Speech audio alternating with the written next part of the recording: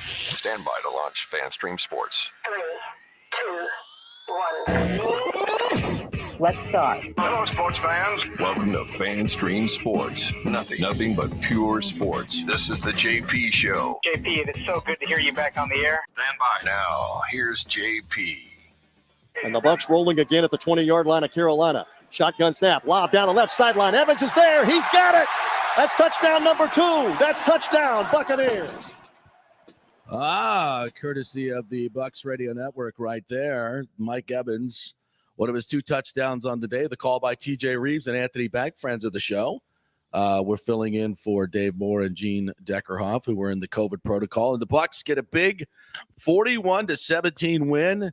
And thanks to some late heroics and some crazy calls, the 49ers beat the Rams. And what do you know? The Bucs end up as the number 2 seed. They're going to host the Philadelphia Eagles in a rare home playoff game. That's right, folks. They're very rare here in Tampa Bay. So let's pack the house and do not sell your freaking tickets to Eagles fans. All right? We're a tourist economy. We welcome people in all year long, but not for this. Keep them the hell out. Welcome into the JP Peterson Show. We thank you so much for joining us. We are brought to you by the law offices of Christopher Palermo, who has been a spearhead in tanking the Sister City plan. We're going to get into that in just a little bit in our first segment here.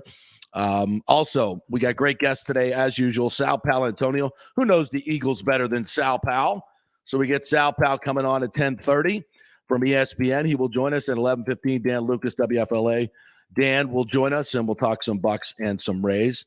And joining me this morning from Outkick.com, my co-host and producer here, the great Nick Geddes. How are you, sir? How was your weekend? I'm doing good. I had a fantastic weekend, very busy, but glad to be back here. A Victory Monday, another one. Victory Monday for the Bucs, Black Monday for a few other teams already. Yes. Brian Flores of the Dolphins out. Yeah, very shocking. Shocking. I think Mike Zimmer and Matt Nagy, the ones we expected, are already out. I thought Zimmer may have had a chance, but Nagy had no chance. They fired Ryan Pace, their general manager, as well. Some very interesting goings on in the NFL. We'll get to that in a little bit as well. But as you guys know, we're very Tampa Bay centric here. So we're going to dig in on the Bucs and the Rays. The Lightning, very disappointing game against the Bruins this weekend. Hate when Boston fans get the upper hand. Almost got in a fist fight with a masshole. You got almost in a fist fight. Almost got in a fist fight with a masshole. I haven't been in a fight in 30 years. But it would take a masshole to do it. So we'll share that with you a little bit later on. What a jackass. All right. Anyway, let's get into some other things. And I know a lot of folks are tuning in for us to talk baseball about the Rays. And this is the only thing that ruined my weekend. So I'm going to do 3 or 4 minutes on this, and we're going to get into it a little bit deeper in the show because I know a lot of people have tuned in to get into this. And we're going to have Tom Brady, Bruce Arians, Mike Evans, all the same from the game. We're going to break it all down for you, what it means, look ahead to the Eagles. We got all that coming to you. But this is a very, very important and historic time for the Tampa Bay Rays. And as many of you know, over the weekend, the Tampa Bay Times, who was completely complicit in this endeavor to send half of our baseball games to Montreal. I think the Times realizes now that there's never going to be a stadium in St. Petersburg. And I think a lot of what's going on here is their long history of championing the city of St. Petersburg, which is fine, and being somewhat anti-Tampa. Obviously, the long rivalry with the Tampa Tribune, which they bought up and closed. And so now we have one voice in terms of newspapers in this town, and it's very much they've towed the line with Stu the entire way. They've done his bidding the entire way. And this is the latest, an opinion piece, a letter that was clearly fashioned by the Rays. And what was shocking to me is the amount of powerful businessmen that have signed on to this.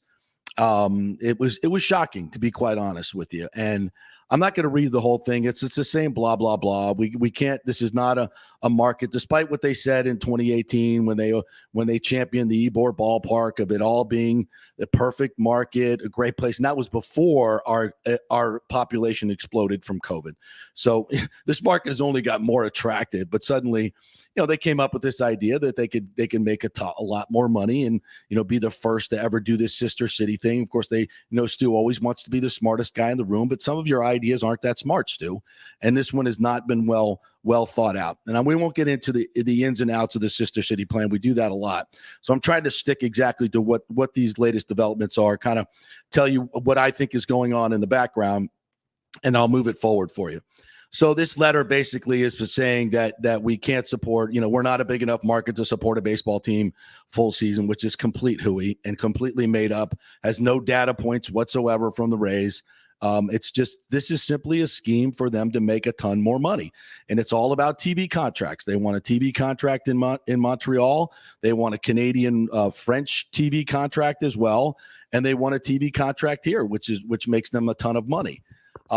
This has nothing to do with being able to come up to payroll in the middle of the pack. They could already do that. They make enough money to do it. They choose not to. This is all a money grab by Stu Sternberg.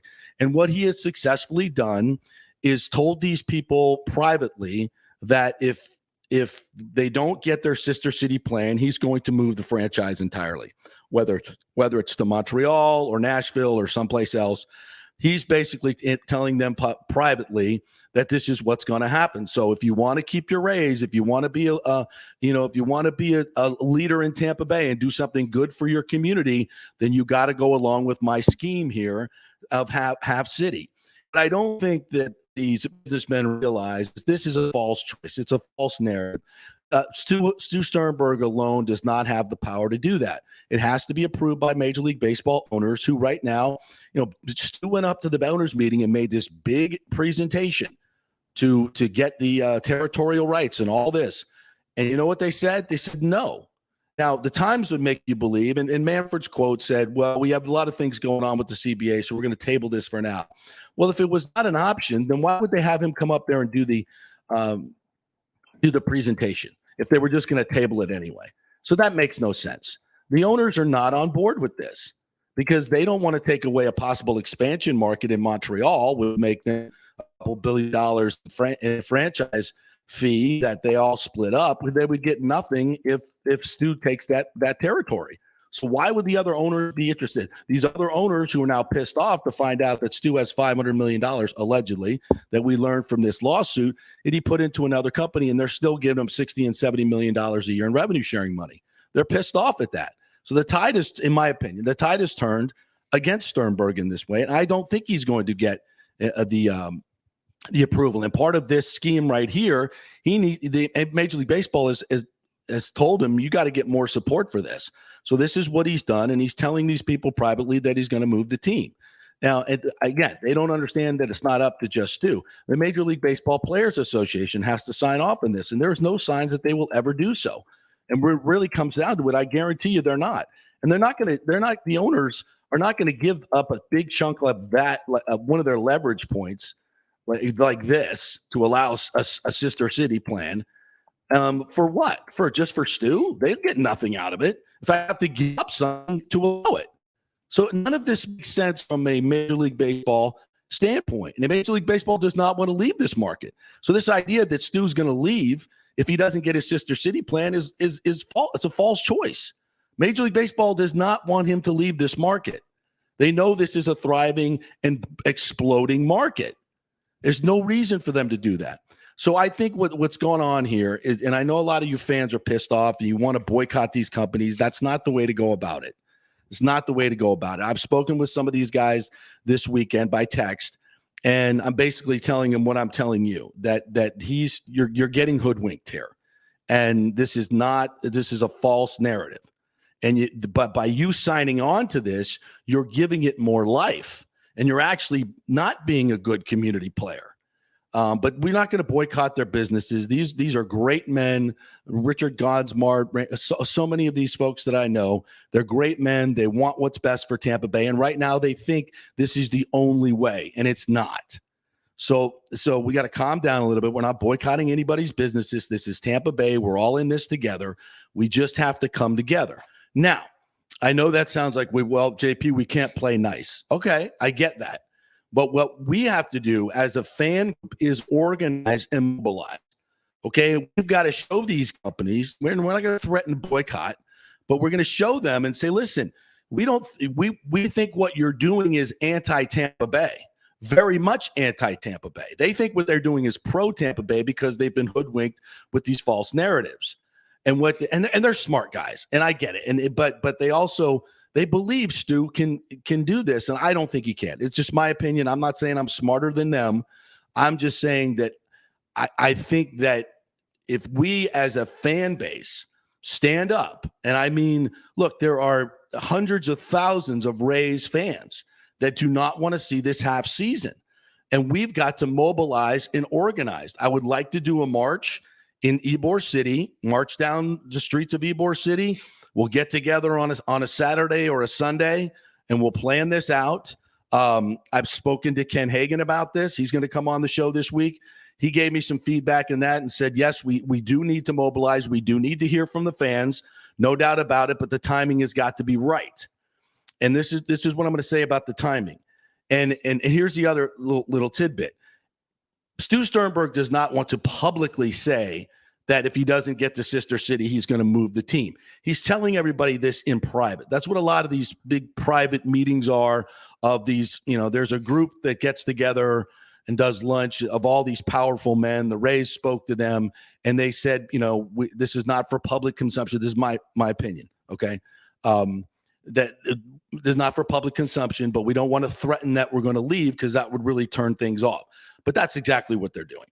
So, and Ken is, there's Mayor Castor and Ken Hagan, and that whole group is going to present two plans, one that for full season and one for half season. And here's the devil in the details, folks. What it's going to cost for a half season is almost as much as a full season. Okay? I've been telling you this for a while. This whole idea of a boutique stadium being so much less, that, again, false narrative. You're basically going to have to spend just as much money for a half-season ballpark to make it major league ready as you would for a season. Now, you might say, we have to have a retractable roof for a full season. That's debatable, folks. That's debatable. I know a lot of you don't want to sit in the heat and blah, blah, blah, blah, blah. But that's debatable. And I think, would we rather have a covered one? Sure. But I like real grass, personally. I think it's a big part of baseball, and I know you can have grass on an indoor stadium. I know we can do that. That is a lot more expensive, but a lot more. Relatively speaking, it's $6 to $7 million more a year, which is not a whole lot of money over 30 years. But I don't want to get bogged down in that discussion. The bottom line is these political leaders are going to have to make a choice, and they're going to say, well, we're going to spend $300-400 million of hotel tax money and other money, not general fund money, for this baseball stadium for 40 dates, which is now, by the way, been set 35 dates. And that whole ridiculousness. Look, whatever you put in that place, whether it be a truck pull or whatever, is not going to bring the revenue of a Major League Baseball game. Right? RV shows don't do that. Platoon shows don't do that. Christmas shows don't do that. It's a Major League Baseball game. It's a whole different level of revenue for the ballpark and the surrounding areas. So the half season just makes no sense, and it's not going to work because it's going to alienate the fans. And this is another thing that these business leaders don't understand. You're going to build a stadium and nobody's going to come because nobody's going to give a crap about the Rays. Because once you abandon your city, nobody's going to give a crap about the Rays, especially when they get bad. And you're going to have an empty stadium there, as opposed to doing it full stadium, full season, and you entire support of everybody moving in the right direction. This half season will never be a winning play emotionally for the fans. Never. They'll always have another excuse not to go. We hate the owner. He stuck us with this half season crap. I'm a Lightning fan. I'm a Bucks fan. They stayed here full time. Screw this guy. Trust me, it ain't going to work. And this is what a lot of people don't understand. The fans will not go. So this is only to benefit Stu Sternberg. That said, we have to mobilize and we have to organize. So I'm going to be putting out a lot of stuff on social media. Look, the Times is against us. 620 WDAE is against us. They have the powerful media players. I get it. They're all going to fall in line in lockstep. But the people, the fans, are overwhelmingly against this. And if we have our voices organized and heard, we will win. Because in the end, it's your vote, Jane Castor, Ken Hagan. And they know this. It's your vote that's going to keep them in office. And if you folks, all these 40 men they're very powerful businessmen and they can donate to campaigns, I get that. But in the end, it's your vote. And if the county commission and Jane Castor and the politicians understand that if they spend $400 million of public money for a half stadium, they're out. We will not stand for that. So ultimately, you, the fan and the voter, has the power. But you have to be heard. You got to get off your ass and do something collectively. We can't have 10 people show up at a rally, 150 people show up at a rally. We need thousands to make a statement. So are you with me? Or not me? Are you with us? I'll happily be the point person for this. I'll happily be a person behind the scenes, but I've been talking about this for a decade. And we're so close to getting this done in the right way. We cannot let this little setback derail us. We have to be vigilant. We have to be heard. We have to organize, and the message has to get through to the mayor and every politician. If you go along with this scheme that benefits nobody but Stuart Sternberg, listen, if he wants a half season, he can pay for the whole goddamn thing himself. All right? You want to that would be, if I'm Jane Castor and Ken Hagan, here's the full season plan, okay? This is how we're going to do this. Here's the half season plan. You pay for it. There's your plan. Go ahead. We'll give you a little infrastructure. Maybe we'll give you a little bit of land at a cheaper price, but everything else, it's on you. You know what he's going to say to that? Oh, suddenly the sister city plan doesn't look so good. Doesn't look so good. And then maybe he moves his team.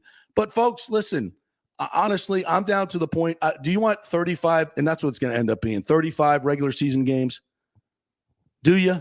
No playoffs? You get spring training where you can see number 72 pitch? No, screw that. No, we're not doing it.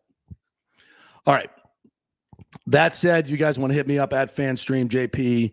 And we also have a show Twitter as well at JP Peterson Show. Follow that and comment, and we'll put your comments as to what I've said today. We always try to move the conversation forward. We don't want to talk about the same things all the time, but this is where we're at. All right, let's get back to the Bucs. Big win yesterday. And obviously, with the 49ers coming through, the man you hate so much, Jimmy Garoppolo.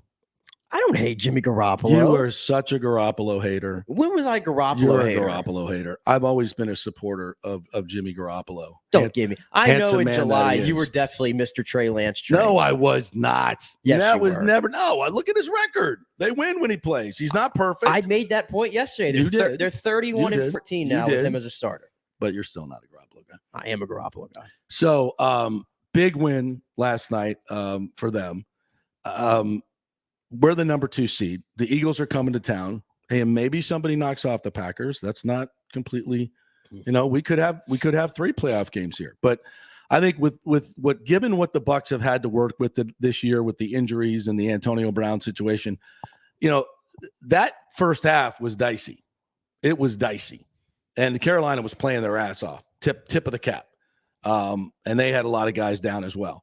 But that play, that 3rd and 10 to Mike Evans over the middle, and then the Bucs deciding to go 2-minute the rest of the way, the next 3 drives that really took over the game. That was just unbelievable execution by Brady and Evans, and the Gronk got involved in that because all they could do is basically play that cover 2 and left the middle open, and Brady exploited it. What great execution, what great strategy. That was the turning point. And they were basically down to what? Brady, Evans, and Gronk. That was your offense yesterday. Yeah. And all 3 of those guys, I thought we said Gronk last week had his best game of the season. Might have topped it yesterday. Yeah. And Mike Evans was an absolute beast yesterday, and Brady as sharp as ever. They just got to fix that. They got to figure out how to start quicker. And they got 6 days to do it because you can't do this in the playoffs. You can't turn it on. True, but I'd rather have a team that knows how to adjust and finish. Yeah. Then maybe it comes out a little bit slow. If you come out slow and don't make the huge mistake, you can get back in the game. And that's what Brady does. I think, early on, he's a little bit more conservative. He's still trying to figure out what's going to work in this particular situation. I think that's what we saw yesterday. And they didn't panic. They didn't panic like a lot of teams do. They adjusted, and tremendous execution. Well, I'm more concerned defensively of starting out slow than offensively. Yes. I think defensively, I don't want to ring the alarm bells right now, but we need to have a conversation about it, I think. Oh, that depending defense, on who you're going to get back next that week. That defense that's been on the field the last couple of weeks ain't winning spit. No, it's not. No, they're not going to win anything in the playoffs with that defense. There's not. I mean, God bless Kevin Minter. You're trying hard. But and it's not just him, by the way. It's a lot of different things going on in that defense. They're just without Levante David and Shaq Barrett and JPP, they're just a completely different defense. They can't stop the run anymore. They can't stop the run. And Devin White, 2 tackles last week, 3 yesterday. 3. And if you go break down some of those run plays, I mean, these are plays where he's supposed to be in that gap, and the other team is they're just saying, we're running right at that guy. Yeah. And there was twice too, I think, in the first quarter where he had chances to bring down Sam Darnold. And as it shows up on the tape every single week, he comes in just too hot. If you're going to be reckless like that, you got to make splash plays at least once in a while. And that's the difference between the Devin White of last year and this year. They haven't come yet. Yeah. It's his confidence is down. And I don't know if it's just with Levante not out there that he's got too much responsibility. He doesn't feel comfortable. I don't know what it is, but he just loses his confidence, and we need him to turn it around dramatically. And even if Levante comes back, and these are not. I mean, we're hearing that these players are coming back, but are they going to be healthy enough to play? Are they going to be good enough to play? Are they going to be a little bit rusty because you don't have a week to get ready? You're right into it with the Eagles, who have the best ground game in football. And Sal Paolantonio is coming up, and he's going to tell us more about the Eagles. But let's get into this game a little bit more, and we'll hear from Arians and Brady. First of all, Gronk, 7 for 137, and so many were huge catches over the middle, catches and runs. Evans, I thought, did a great job yesterday catching and running. Yeah. That usually Evans will cure a pass and go to the ground. But yesterday, I thought he did a great job. I thought his explosion out of breaks on the one touchdown down the sideline. We saw this in training camp. I was talking about it. This guy's got a different burst this year. I don't know how you get older and faster, but he did. Different burst, came out of the break on that touchdown catch on the outplay was tremendous. I just, this to me, and it was great that he also, broke his touchdown record in a season with 14, 8 straight 1,000-yard seasons, never been done before. And this guy is getting better on and off the field. Walter Payton Man of the Year nominee. I mean, what more can you say about this cat? He saved the season. Well, not saved the season, but if you lose that game to Carolina and you fall to the 4 seed, and you got no momentum going into the playoffs, everybody's doubting you. Everything it's just everything is down. Now you come back, you win 41-17. All these guys get involved. Scotty Miller gets involved. He gets a touchdown, which we needed to see because Cyril Grayson went out. We're not, I don't think he's coming back for the playoffs, but we'll see. This was huge. This was a big win in terms of momentum. I mean, you look around the entire offense, everybody kind of got their chance to shine yesterday. I mean, Keyshawn Vaughn, his first game being the lead running back, he got a touchdown in there. Le'Veon Bell gets a touchdown. Brashad Perriman, I think, made the play of the game. Yes. They're on the sideline. What a catch and what a throw. Yeah, that was outstanding. I think that was on that drive in that 2-minute, correct? Yeah. In that first half. Yeah. Yeah, that's a big play you got to have before they get the touchdown to Le'Veon Bell there before half. And he's a guy, he might not get the ball as much, but it seems like he always gets it the most important time, and he always makes that play. So, and he got it. Scotty Miller, Tyler Johnson, everybody got a piece of the action yesterday. And that's what they need, and that's why, Brady wanted to play and get out there. I mean, there was a lot to play for, but also to get some more confidence going with some of these younger guys and get some, get some chemistry going. And that was a huge part of it. I thought also when you look at the numbers overall of this offense, it's the best offense in Bucs history. They led the league in every just about every category. The Bucs also passing category, running not so much. And Brady leads the league in touchdowns, passing yards, completions, attempts. Only 2 other quarterbacks have done that. Breeze in 08 and Manning in 13. How is he not the MVP? And he was sacked the least amount with the most attempts. Yeah. Best offensive line in football. Yeah. At this point, he's the MVP, I think. He has to be. And I think that he set the all-time passing yards record too, which was already his own record, I believe. And besides, Rodgers is a bad guy and he's unvaccinated. So he's not even in the running. He can't even be in the running with that. No. Yeah. I mean, come on. I mean, but I hate to tell you, that's why Brady's going to win. All these most of these voters think the same way as that guy in Chicago. So, yeah, just wrap it up and give it to him right now. Is he the second most? Because I'll go ahead and put some money on that in Vegas. Rodgers is not going to win it, especially after his comments. And by the way, I'm not saying that he should win it. He shouldn't lose it because of that stupidity. Oh, absolutely not. Which is ridiculous. But I don't think I would be like. I can't say if Aaron Rodgers wins the MVP, I'm not going to be like, oh, that's an awful decision. No, absolutely not. Because he's had an outstanding season. Incredible. I will say if you go by like passing yards, I don't think Aaron Rodgers reached 4,000 yards this year. There's little factors. They run the ball. The Bucs don't really run the ball. But a lot of people point to how many less interceptions he has. Yes. Well, he's also thrown the ball 100 times less, but probably considerably more. Less than Brady. And you have 1,000 yards less. There's a lot more opportunities to get picked off. Batted balls, guys running the wrong routes, Jalen Darden throwing the ball up in the air and giving it to somebody. I mean, those things happen. Well, per PFF, by the way, I saw this morning. Tom Brady has the most dropped passes of any quarterback in the entire NFL. There you go. With 47. Yeah. So think about that one. All right, give me a little Arians off the top. We'll do one before we go to break and get Sal Pal on here as the Bucs get set to take on the Eagles, which in and of itself, we got so much playoff history with those guys.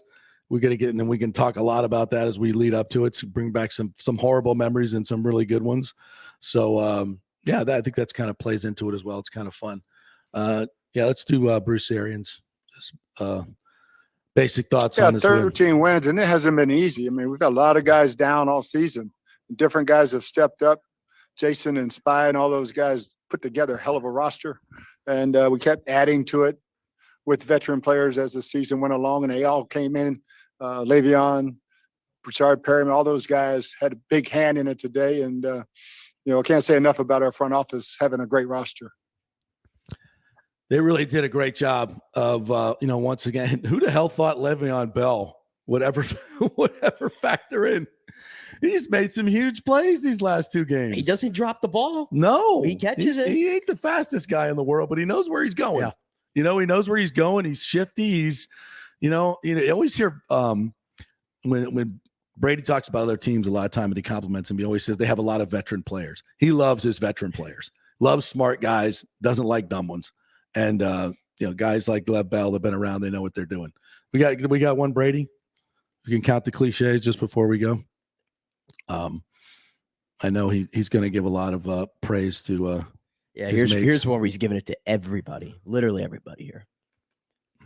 So good, when you get a double score like that and 14 points, they don't touch the ball. It's pretty good. So, guys made a bunch of big plays. Gronk obviously played great. Mike played huge. Everybody made plays. BP made plays. Scotty made plays. Cam made plays. OJ did. Keyshawn did. Le'Veon did. We had the whole, everyone who was out there contributed. So that's what we're going to need. I mean, we got a tough group of guys, and hopefully we can get some reinforcements in next week. And go from there. Did OJ make plays? I don't think so. Me neither. They want to keep his spirits up though so well, don't they? I know, including him in every single compliment. Did Arians say how great he played? What did he say this week? He goes, OJ, I know he hadn't had a lot of catches, but he's participating. Hey, but he had the one catch that got called back, though. He did. We love you, OJ. He'll end up being like some hero in a game. You watch. All right, we'll take a quick break. When we come back, Sal Paolantonio, ESPN's going to join us.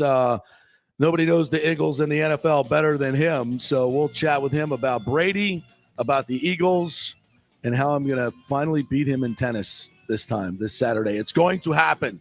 Stay with us.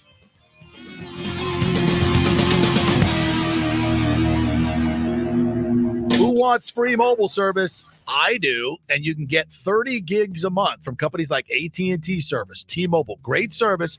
Keep your number and get free mobile service. It's part of the emergency broadband benefit from the stimulus bill.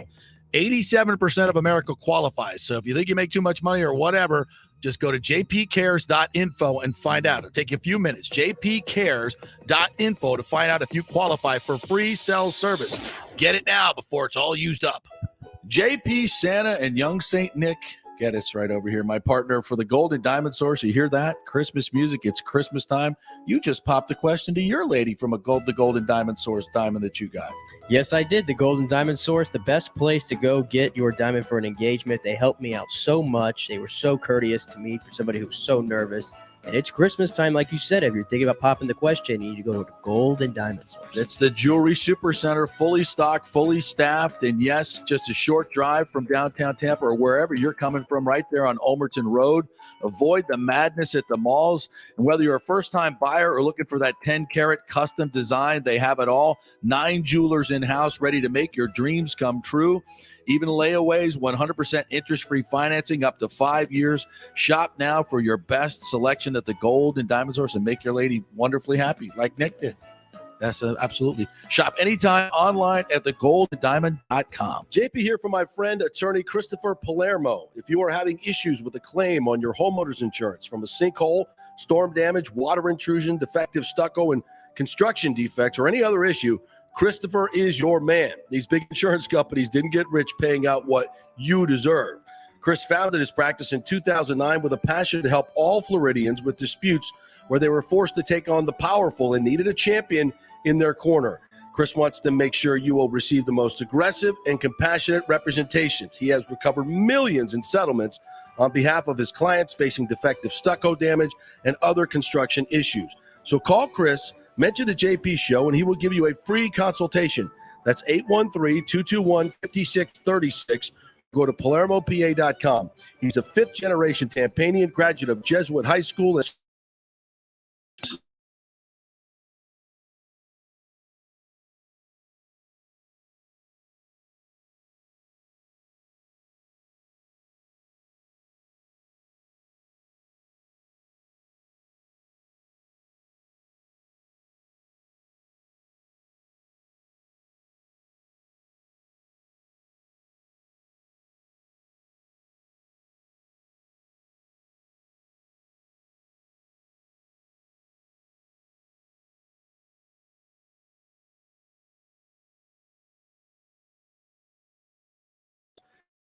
Big money. AMS is a wholesale broker. They will shop your loan to dozens of banks and let them compete for your business. Quick story, one listener had a done deal with a big national mortgage company, was promising a 2.75 interest rate. Well, when it came time to lock in, it was 3.25. Emailed Scott, getting the actual 2.75, saved him over $3,000 in first-year payments and $2,200 in lender's fees.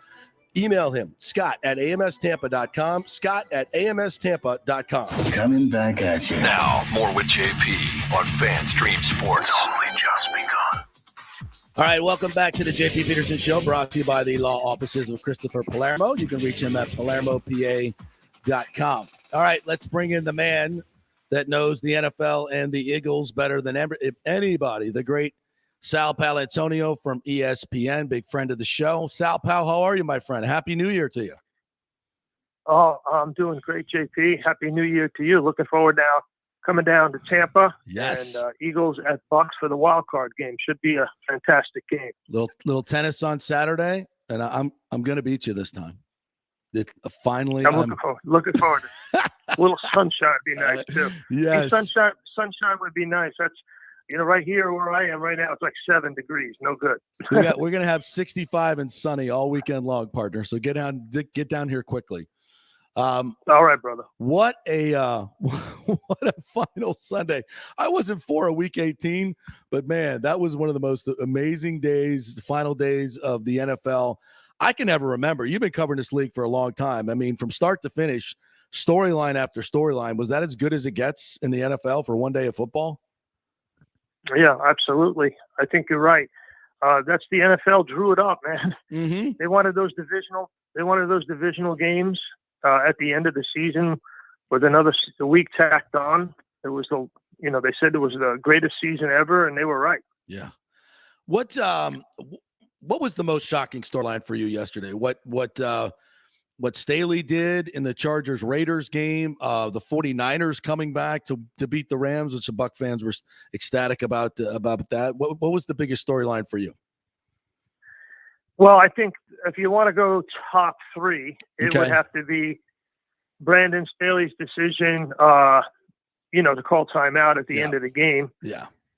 To me, JP, everybody in the world knew that if the two teams tied, they both get in. So that's a conversation that you're having during the week with your staff as a head coach. Yep. You get your coaches together, you get your star players together, and you say, hey, this is what we're going to do if this contingency happens. If this situation arises, we're going to let the clock run out, and we're going to play for a tie. And that may be antithetical to what you know as a competitor, but we want to get into the postseason. And so he's got to have that plan in place. This is the kinds of things that Bill Parcells and Bill Belichick and all the greats always played for. Joe Walsh, Joe Gibbs, Bill Walsh, Joe Gibbs, all the great head coaches always had these contingencies played out.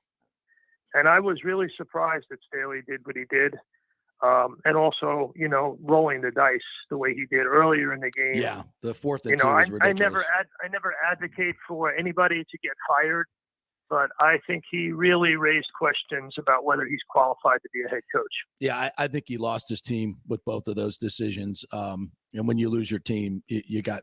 I don't think you can recover from that. So we'll see what happens there. The 49ers come back on the Rams down 17. Was just tremendous. And this is a 49ers team that I don't think anybody wants to play in the playoffs. Let's give Jimmy G some credit. He made some big throws in that game down the stretch late. Yeah, with basically a busted right hand. Yeah. He's got bone missing from his right thumb, and he's in constant pain. Wow. So, yeah, he made some great throws. Courageous stood in there in the pocket. The Rams were coming after him. But it was really, in my opinion, a poorly coached game by Sean McVay. He kept putting his offense and his defense back on the field. They don't know how to run the ball. Don't know how to stop the run. They put way too much on Matthew Stafford, who makes way too many mistakes. 12 interceptions in his last 8 games. Troy Aikman said last night on the broadcast, it's feast or famine with Matthew Stafford. I agree, and I don't think it's all on him either. The way they're coaching this team right now, they have too much talent to be doing what they're doing, I think. But let's get into the Bucs and the Eagles. Of course, you know them better than anybody. And let's start right there. I want to talk a little bit about yesterday's game, but the Eagles rested a lot of their players. And they run the football, which is something the Bucs have had trouble stopping lately, to be quite honest. They need to get Lavonte David back. They need to get Shaq Barrett and JPP back. The defense they put on the field the last 2 weeks is not going to win a playoff game, in my opinion. How do you see this matchup? Well, this matchup is a difficult one for the Philadelphia Eagles. First and foremost, Brady's pretty formidable in Tampa. And they are a 7-point favorite in this game already. Yeah. Line probably opened at that'll go down because there's a lot of Philly money out there, and a lot of Philly money will chase the points. Mm-hmm. So that number may go down 6.5 or 6. So people who want to bet the Bucs should just wait a little bit, because the number's going to come down. You know what? The profile of the Eagles is, their superior offensive line will move you off the football. They have a very intricate and interesting run game. It's a lot like the one that Jalen Hurts ran in Oklahoma. It's a little bit of the RPOs that Frank Reich installed in Philadelphia with Nick Foles late in the Super Bowl year that he taught to Nick Sirianni in Indianapolis, and now the Colts use with Jonathan Taylor, where you're pulling the tackles and the guards into different positions, and you're using the quarterback as a threat to run. So the defense has to account for him, put a hat on him. It's a very good dominant run game since Lane Johnson came back from that mental health episode. Mm-hmm. The Eagles are 7-3, running the ball 188 yards a game. Wow. And scoring 188 average per game. Wow. And, scoring 28 points per game, which is third most in the league in the last 11 weeks of the season. So I think they're just their ability to run the football, control the clock, control the line of scrimmage, play field position football, that could keep the game close for a while. But they must, and this is their biggest problem. When I asked Nick Sirianni after the game against the Cowboys, what are the two things that you will be working on this week to win a wild card game? Mm-hmm. The first thing he said is we got to start faster. If you don't start fast against Brady, you're out of the building. He'll blow you out of the building. And number two, we have to play better pass defense. Their pass defense, JP, is vanilla. Brady carved it up when they played here on Thursday night. 3 months ago, whatever it was in October. And Brady eats zone alive. You got to play man-to-man press coverage, and you got to blitz him up the middle and hit him. He's thrown the most. He's dropped back the most and thrown the most footballs this year, and he's been hit the least. And that's because I think one. If you watched the game yesterday, and I know you went back and watched the film. Yes. So it's late in the game, and Brady's inside the 10, and he sees where the blitz is coming from, and he has the running back. I'm not sure who it was. Le'Veon Bell. It was Vaughn. Okay. Yeah, it was Vaughn. It was Bell. It was Vaughn. Okay. 21, and he stepped up and smoked a guy. Yeah, I know exactly the play you're talking about. Moved Brady shifted him from the left side to the right, and the running back picked up the blitz long enough for Brady to hit Evans on that little down and out in the end zone for the touchdown. That in a nutshell is a microcosm of how Brady has protected himself this year. Great point. I think it's a combination of Arians, Leftwich, Christensen, Brady himself. The center you have, you watch him on film. The guy is a monster. Yeah. Never makes mistakes. He's the leader of that O-line. I mean, he is unbelievable. People talk about Jason Kelsey here, but your center is unbelievable. That guy can play football. He's a football player. Ryan Jensen. Exactly, Jensen. So, I mean, this is a football team that will really give the Eagles inferior pass defense problems unless Jonathan Gannon looks at the tape and says, okay, what did Dennis Allen do in that game when the Saints came in and shut Brady out? We need to do what Dennis Allen did. That's it. Just duplicate what Dennis Allen did, or try to come as close as you can, which is play press coverage and blitz Brady and hit him and go after those guys. If you don't go after the Bucs, Brady will eat you alive. He'll see, this is a soft. Brady's a tough guy. People think because of the way he looks and the life he leads and all that, Brady is a tough SOB. I mean, he is. If he sees you're soft, he'll come right for the jugular and go get you. Yeah. Sal Paolantonio joining us here, also the host of the NFL Matchup Show, 20-plus years, longest-running TV show outside of, I don't know, what Face the Nation or whatever. You guys have been doing it forever. It's the best show on TV. I watch it religiously. I can't wait to see how you break it down just like you just did on our show. So thanks for the tease there. I wanted to ask you about the Antonio Brown situation because I know you've been watching this from afar. Actually, closer. Most of it went down to New York. But just your thoughts on AB. And I get a real sense that has galvanized this team in a very real way. They're pissed off at him, and the more he keeps coming at them, Brady and Gronk and everybody else, the more galvanized they will be. What are your thoughts? Well, I kind of agree with you. I think it will be a galvanizing force on a team that really doesn't need one. I mean, when you got Tom Brady in your locker room, I can't overstate it. And we saw it last year. where he would text guys at midnight. So it would be their last text that they would get. Leonard Fournette talked about, hey, we're going to win the game. This is how we're going to win it. Constant reminder. True leadership like that is rare in any walk of life, particularly in sports. So, I mean, Brady has provided the leadership. Gronk, is a sergeant at arms. And, again, and you got like a great leadership on that offensive line, and you got toughness there. This is going to be a tough game for anybody who plays the Bucs in the playoffs, starting with Philadelphia. And I think the Antonio Brown situation has galvanized the team. There's no question about that. I agree with you. Well, yeah, and I think Brady's a great leader, but it's always nice to have a little nugget there to kind of lean on. To rally guys, and I think Antonio provided that for us. Just moving forward, do you think the basic question everybody has here, Sal, is do the Bucs have enough? Cyril Grayson, who we thought might be a nice little punch in the arm a little bit to get the deep ball going. With Antonio out, looks like he might not be able to come back.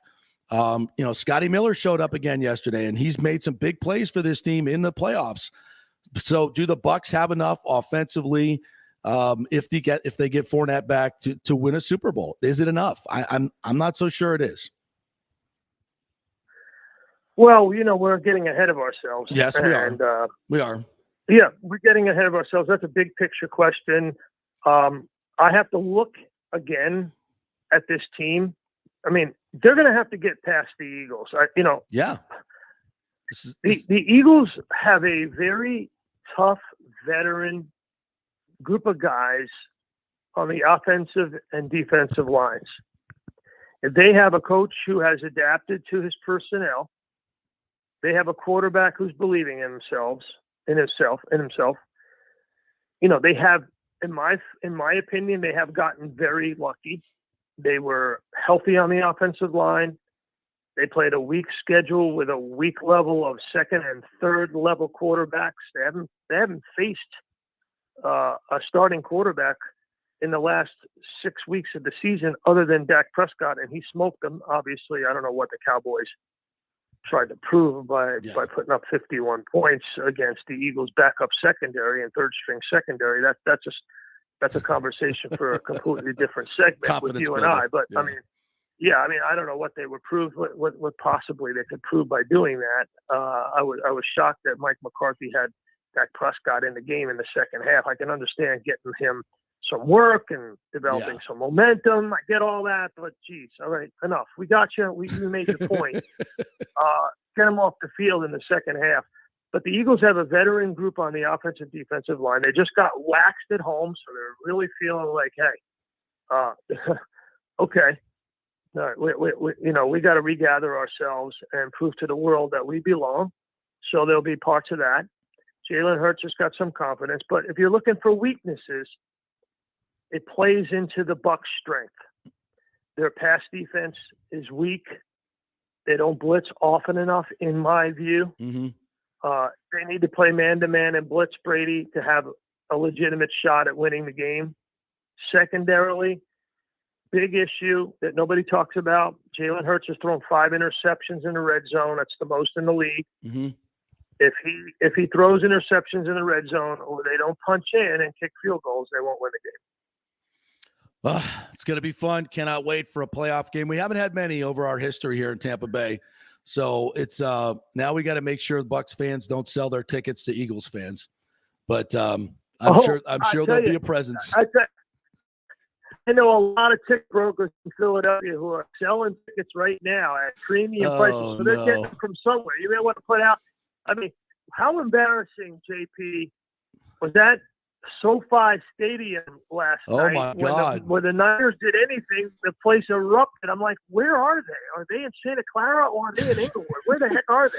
Well, that's the cheap secret is they built this stadium and there are no Rams or Charger fans. I mean, they're very few. They don't show up, and because what a national embarrassment for the Los Angeles Rams. Oh my God! And listen, losing to a guy who's got a bad hand.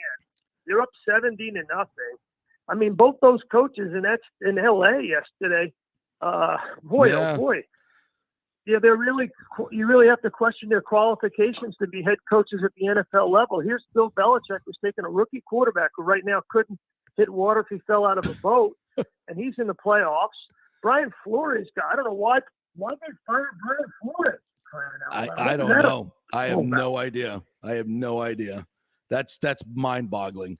I don't know where they think they're going to get better. It hasn't lost. He's lost one game since Halloween. Yeah, it's insane. And some of these owners, I don't know what they're thinking. He resuscitated Tua. He made Tua into a professional quarterback. Yeah. Crying out loud. I don't get it. That one shocked me. All right, JP. I'll check in with you later in the week. Yeah. And if you need me, call me back, and we'll see each other this weekend. And yes, absolutely. Looking forward to some warm weather, seeing everybody down in Tampa. And I hope you don't turn into Novak Djokovic when I have you down 4-2 again. Just take it easy. Don't play so hard next time, Sal. All right. Take a break every time I hit a winner. You don't have to chase down everything. All right, just take a break. All right, I'll see you. Okay, brother. See you on Saturday. The great Sal Pal. I'm telling you, last time we played, I was kicking his ass, and I think it was up either 5-3 or 4-2, or maybe both. And I hit some of the best shots I've hit, and he just runs them down and sends them back. And then I hit him into the net. Are you telling me that Sal Pal is more of an athlete than you are? I am. Wow. Well, I don't know about that, but his determination and his will to win trumps yours. Trumps mine. 100%. 100%. It's not even close. I feel like a pretty competitive guy. I'm a very competitive guy, but he's one of those guys. But you're not Sal Pal. He just finds another gear. This is all there is to it. All right, we'll take a break. I'll remind you that Christopher Palermo is our title sponsor. He's also the man that wants to save our Rays for a full season. I think that's going to be our moniker going forward. Save our Rays, full season. We're not putting up with this BS. Got some reaction to what we said earlier. We'll touch on that. We got a national championship game coming up tonight. Oh, by the way, which should be very, very interesting. There's not a lot of buzz about it, though. Maybe it's just because it's a rematch, but we'll talk more about that when we come back. Stay with us.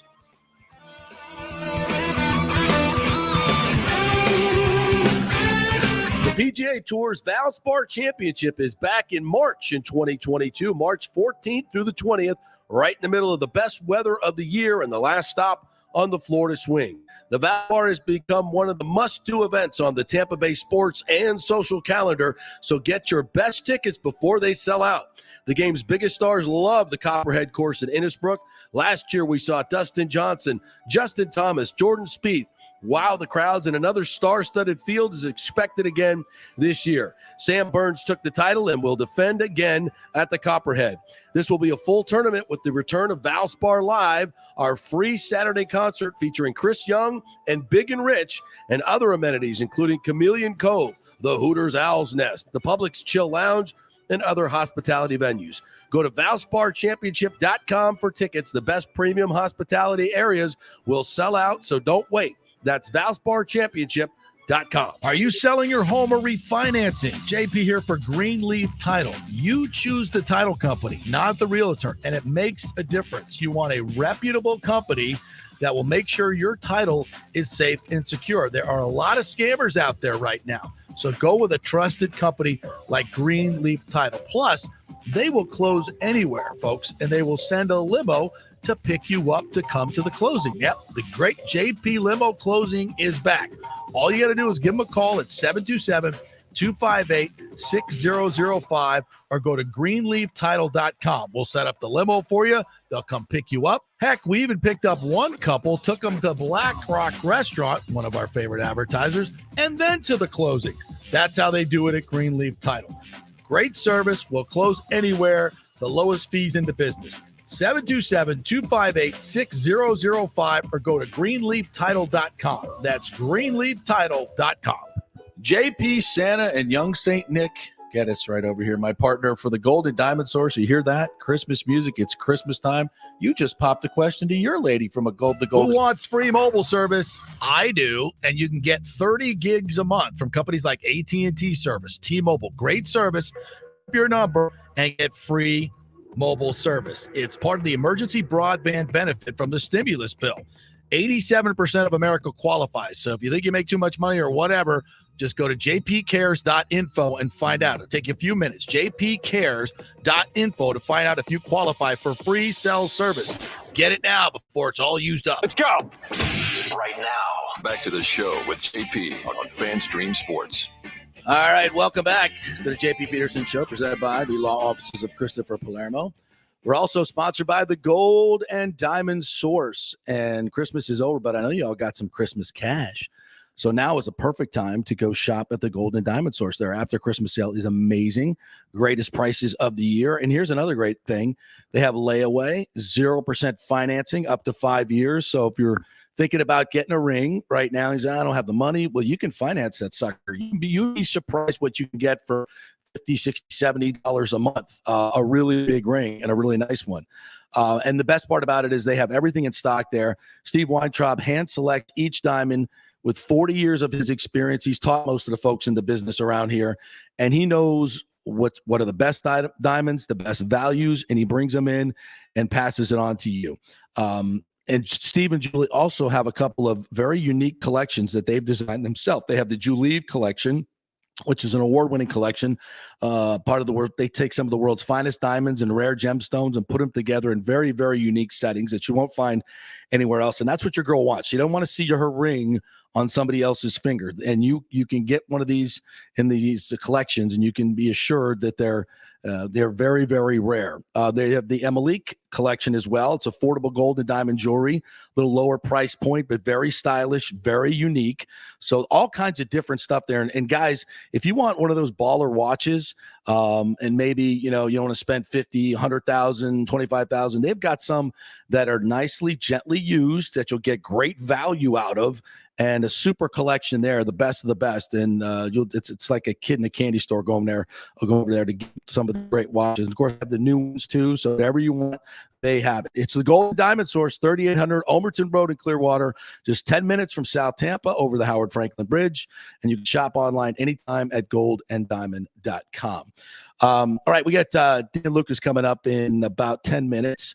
So we'll chat with him. I know we mentioned earlier in the show about the Rays sister city plan and this big letter that was in the Times this weekend that a bunch of the local businessmen signed onto. There was I would say explosive reaction to that on Twitter when it went down earlier this weekend. And I just kind of sum up a lot what a lot of people are saying, Nick, and you saw a lot of it as well, that the sister city plan is just so many of the fans will be turned off by it. And this is the thing that nobody is really talking about. I mean, they seem to think that the Rays, that if they do a half a season here, that the fans will show up because it's going to be a compressed season and they'll want to go to games and they'll be excited about going and it's not that many games, blah, blah, blah, blah, blah. And I think there'll be some of that. But the overwhelming majority of Rays fans, I think, will just say, I'm done. I'm done. You abandoned my city. And I'm not going to participate in this. And folks, the Rays are not going to be good all the time. They go through cycles. And when this team gets bad again, and it will, they're not even going to be on the map. They'll be building a stadium for half a season in Ybor, spending all this money, and they're going to be the joke of the city. They're going to be the joke of the nation. And this is the emotional part of this city, and that I don't think anyone is really talking about. And it's the most important part. If you alienate your fan base, what do you got left? Yeah, and shout out to Move the Rays to Tampa, by the way. Yeah. They've been posting these old clips lately of fantastic. Stu talking, even at that press conference 3 years ago when he first introduced this. And I think Steve Carney asked the question there, like, what do you got? Were you surprised by the backlash you gotten? And he's like, yeah, I am very surprised, especially by those who say, oh, I'd rather have no baseball at all. If you feel that way, then there's nothing I can say to you then. And the attitude there about that is just wrong to me. I just don't understand. And I feel like even 3 years later, he's still like acting like he's shocked by this fan reaction. I don't know how more out of touch you can be with a community than he is. And I just think because he's not around here enough, obviously. He clearly doesn't. And he doesn't care. He doesn't care. He doesn't care. It's all about making money to him. And I'm going to tell you, in my opinion, privately, he laughs at this market. He laughs at what the money he's been able to take out of it, brags to his friends about I'm making $100 million a year in profit and blah, blah. I know, he is. But it's just the way they've presented the sister city plan and the number of false narratives. It makes me sick to my stomach. And and I'm telling you, his whole idea is we can fool these rubes down there. We're going to get them to build us a stadium for only half a season. We're going to get these other people in Montreal to build us a stadium. Guess what? In Montreal, they're not falling for it. Their public officials are like, no, the only money you'll get is the money you bring in from the salaries of the players. That's what they've said. If you collect $60 million in taxes from the players, that's how much we'll give you. That's it. That's all you're getting. Well, I guarantee you, by the way. So is Bronfman going to pay for the whole stadium there? I doubt it. No. My message to our public officials is: you want half a season, you pay for the whole thing. You foot the bill, because it's going to be a disaster, and we don't want to be stuck with this the bill for your arrogance of trying to work two markets. And I guarantee you, the rest of the owners are laughing at him. Yeah, he's laughing at this market. They're laughing at him. And I'll take it even further. I bet the owners of the other teams in this market are laughing at him as well, because look at the success that every other team has in this market. Yeah. Look at how all the prime events in 2021 alone that came to Tampa, let alone the last few years. Yeah. Look at the market right now. I believe Tampa was just named the hottest growing market in the United States. Yes. And you want to take this team Best out of here? sports market, it was named by the national business journals. The Lightning have been named by ESPN as the best franchise in North America. I mean, the population is exploding. We had the highest rise in our property and our real estate values, 24% in the nation. Yeah. I mean, this place, let me ask you this. If you're the owner in Cincinnati and they said, hey, I'll trade you franchises, you can come to Tampa, what do you think they would do? It's done deal in a minute. Cleveland, Pittsburgh, and it's Kansas City. What do you think those owners would say to the Tampa Bay market? Oh, you're going to pay for half a stadium in Ybor, and I'm going to get the 12th largest market, which will soon be the 10th largest market, and I got the 18th largest market an hour down the road? Oh, hell yeah, count me in. I'll crush it there. I'm sitting on, the 23rd largest market, and I can't move a thing. I mean, are you joking? Yep. And this is what makes me so angry about our politicians is negotiate from strength. You've got the 12th largest market, and it hasn't even been tapped because you've had this crappy stadium and a horrible owner in a horrible location. From a business standpoint, anybody would salivate at this opportunity except the one guy who thinks he can pull a wool over everybody's eyes. And that's what bothers me when people outside of this area go, oh, well, Tampa Bay is a small market. It's just a little small market team. Stop calling this team a small market team. We have a small market owner. Yes. We do not have a small market team. Right. I'm sick and tired of that. Everybody else has been hyping up this area for the last few years. Except Stu Sternberg. Except for the one guy that matters in this situation. It's so frustrating. And he's completely disingenuous because we have his words from 2018. We're going to play him at the end of the show. We got the clips on Twitter. We got the clips. It's laughable. It's laughable listening to Brian Auld and Stu Sternberg talk about how wonderful this market is, how wonderful the Ybor plan is, how awesome it is. And then what has changed in 3 years? Same thing I asked Brian Auld. What has changed? The numbers don't work anymore. How the numbers are better. How does an exploding market and a better opportunity in a better spot, how is that not as good? Guess what, folks? They're lying. They're lying because they think they can make this double bang with the TV contracts. And by the way, don't think that everybody else that works right now in Tropicana Field isn't saying the same thing. Yeah. Don't think Kevin Cash doesn't think that. Kevin Cash is born and raised in this area. Trust me, and I know this for a fact because I know people within the organization. They all hate the idea. Everybody that works for Stu Sternberg, except Matt Silverman and Brian Auld, hate the idea, and most of them hate their owner.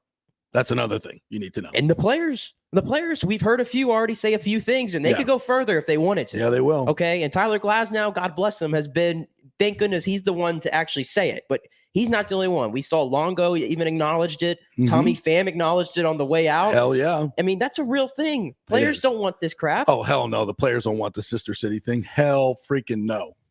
No.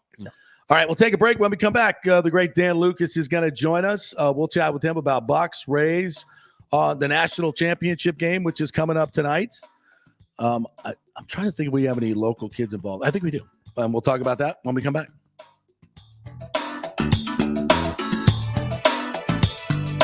Attention home buyers or refinance candidates. It is a great time to purchase or refinance.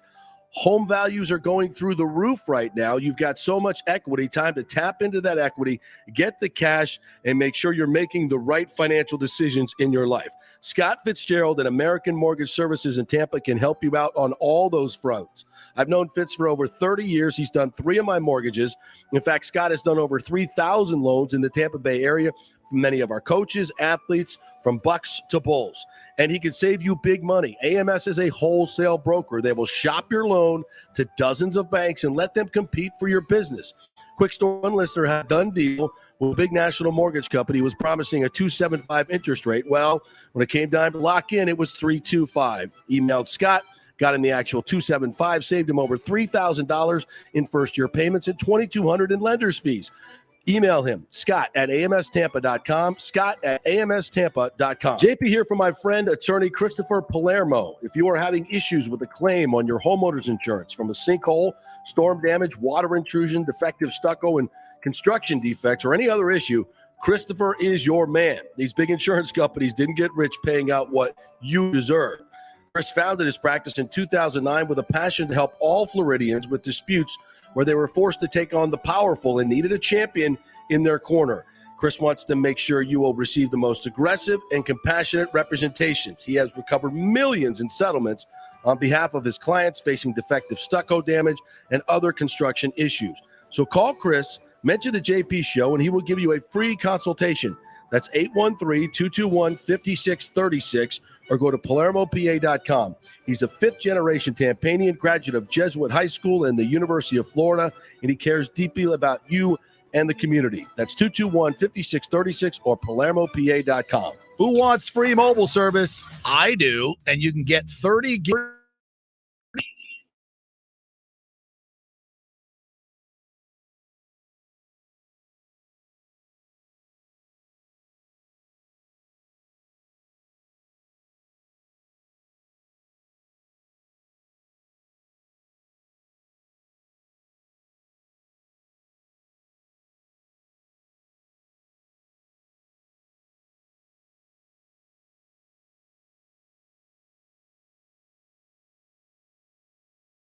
In the middle of the best weather of the year and the last stop on the Florida swing. The Valspar has become one of the must-do events on the Tampa Bay sports and social calendar, so get your best tickets before they sell out. The game's biggest stars love the Copperhead course in Innisbrook. Last year, we saw Dustin Johnson, Justin Thomas, Jordan Spieth. Wow, the crowds in another star-studded field is expected again this year. Sam Burns took the title and will defend again at the Copperhead. This will be a full tournament with the return of Valspar Live, our free Saturday concert featuring Chris Young and Big and Rich, and other amenities including Chameleon Cove, the Hooters Owl's Nest, the Publix Chill Lounge, and other hospitality venues. Go to ValsparChampionship.com for tickets. The best premium hospitality areas will sell out, so don't wait. That's ValsparChampionship.com. Ladies and gentlemen, let's rock. This is FanStream Sports with JP. All right, welcome back to the JP Peterson Show, presented by the law offices of Christopher Palermo. If you have any issues with your builder, commercial or residential, they didn't do the right job, they did some shortcuts, you think you have a case, well, get in touch with Christopher Palermo at PalermoPA.com. Free consultation. Tell him you heard about it on the JP Show, and he'll tell you if you have a case or if you've had a homeowner's settlement recently or in a dispute with your homeowner's insurance company. Let him handle it, and you'll get a much better outcome. All right, let's check in with our good friend Dan Lucas from WFLA, News Channel 8, Sports Director. What's up, my friend? How are you? JP, how you doing? You ready for some playoffs? I am ready for some playoffs, man. With the Super Bowl win, everybody kind of, thinks, Well, of course, the Bucs, they've had lots of playoff games at Raymond James. No, not so much. They are very rare. I think we've only had, 8 of them, 8 or 9 of them. I think we're still in single digits. And the Eagles are coming here this time. Yeah. So this is a big deal. The last home playoff game, that was the Giants' loss. Is that right? Yeah, 2007. The Giants went on to shock the Patriots. That's right. The Super Bowl wild-card team came here, got on a roll, and they dominated the Bucs on the ground. Yeah, that day. What's the name of that big ass back they had? Number 27, Brandon. Farther. What was the name? Yeah, I think you're right. The names are escaping me, but I remember in the Bucs Super Bowl year, the first Super Bowl year, Jeff Garcia came here. I think he had the flu, and played not feeling well. And the Bucs absolutely just mauled him in that division playoff game at Ray J. That was a fun day, I remember. So not much history though. Yeah, it's not much. Well, we just had Sal Pal on, and he said the ticket brokers are going crazy in Philly, and evidently they've gotten a hold of a bunch of tickets and they're selling them like hotcakes, high dollar. I bet. Well, and people remember this because I know a lot of people get pissed off that all the Bucs fans are selling their tickets. Well, brokers bought up a lot of these season tickets. When the Bucs put their season tickets on sale and they sold out so quickly, a lot of the people that bought those tickets were ticket brokers. So it's not just Bucs fans that own these tickets. We have to keep that in mind. So, then because they anticipated the Bucs going back to the playoffs, having big games and, high demand. That's what brokers want. So it's just not all, diehard fans selling their tickets. So everybody knows. Yeah, it's not a Bucs problem. It's a sports problem. If you're just in the business of flipping tickets, you can get your hands on as many. They're not just buying Bucs tickets; they're buying everybody's tickets. Yeah, and they will eat whatever they have to because of this big payday. And I'll tell you a quick story. I had my son with me up in Indianapolis for the Colts game. And so I was, after the game, I had to work, obviously. And he wanted to go over. The Pacers were going to play at 5:00, same night. And they had the Milwaukee Bucks coming in. And he goes, well, do you mind if I go over to the game? It's about half a mile away from Lucas Oil Stadium. Right. I said, yeah, no problem. So we got onto StubHub, and I found a guy that he wasn't even local. And he was basically eating the tickets. I got him into the arena for $8. And that's what I mean by the brokers. You get one game where LeBron or somebody's coming to town, and that will make up for your season. And you can give somebody like me a seat for $8, and it doesn't matter. But in the NFL, it's all big money. Right. That's who's buying these tickets. Yeah, it's that's crazy. Who's buying them? You're exactly right. So I'm looking at the history. We were right. So the last playoff game at Raymond James was against the Giants. He lost 24-14. And what did they rush for? Some ridiculous 202 yard. No. No, they only rushed. They played a game against Washington as well, right? A wild card game. That was 05. Yeah, that was 05. And Tit, going back way back machine. Who was that receiver? And I thought he caught the ball in the end zone, but they ruled it no catch, and they would have won that game. But anyway, now we got the Eagles coming to town who can run the damn football, and their defense may not be great, but this is going to be a challenge for the Buccaneers. This is no joke. And if Levante David and Shaq Barrett and JPP don't come back, I'm not sure the Bucs can win this game because their run defense right now is awful. It's terrible. Yeah, right now the Bucs are not in a great way, especially stopping that run like you mentioned. And I do think that they were challenged in that Jets game. A young quarterback coming up and making some big throws when he had to, but they haven't. Now they got to flip that gauge and get back into this elite mode, because now you're playing teams that are elite. And the Eagles, when it was a conclusion they were in, so they were able to sit Saturday night. It didn't matter. And that includes Jalen Hurts, a guy who ran very well against the Bucs in that game in October. Mm-hmm. I wonder how that ankle is, though. That's the only question for me as far as Jalen Hurts goes, that ankle. How's it going to be? Because if they get him off at his game at all, then it could be a long day for the Eagles as well, because they need him to run.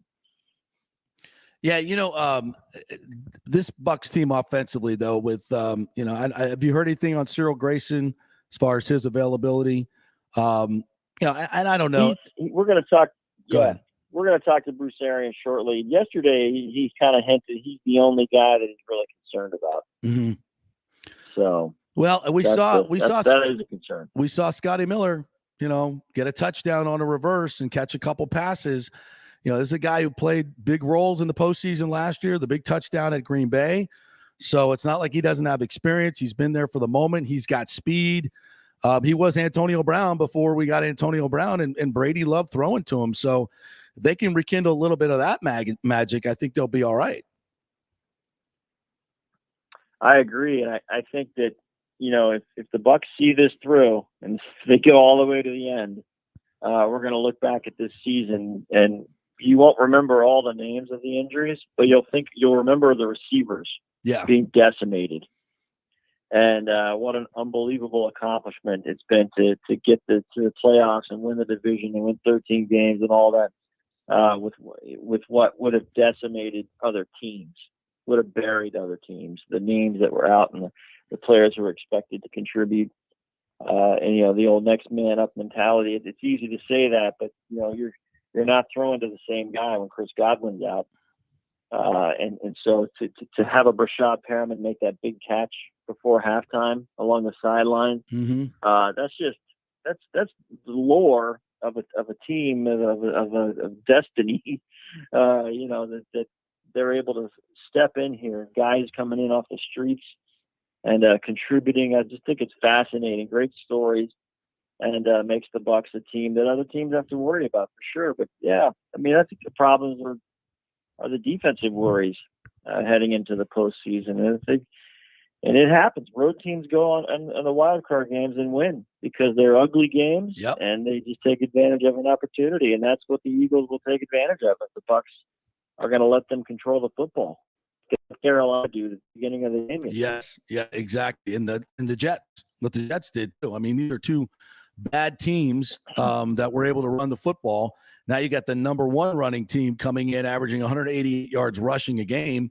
You got to button it up. You got to button it up, or they'll just keep Tom Brady sitting on his ass on the sidelines, and that's not a good thing. It's not a good thing. Dan Lucas joining us here. I got to get your take on the whole Antonio Brown debacle last week. I apologize. I didn't see a lot of your coverage on it because I was doing so much of our own here. How did you guys handle this? Because I know we never put a shred of credibility into his claims from the very beginning. All you had to do was turn on the tape, see the guy running stop routes and having defensive backs fall down. He wasn't hurt. So from the very beginning, his claims of they cut me because I was hurt were complete bullshit. And I knew it. I'm pretty sure you did. I know you have to report the story of what he's saying, but you don't have to give any credibility. A lot of people in the media did, and it was a big mistake. Well, I think the one when he first came out with the first statement I read was from the attorney, and then Antonio's lengthy statement. I don't know if that was a statement or a manifesto. I can't decide. But, diatribe. To me, when you say this and this, and I had an MRI, and you can see this damage and all that, it does draw. You kind of pause. Okay.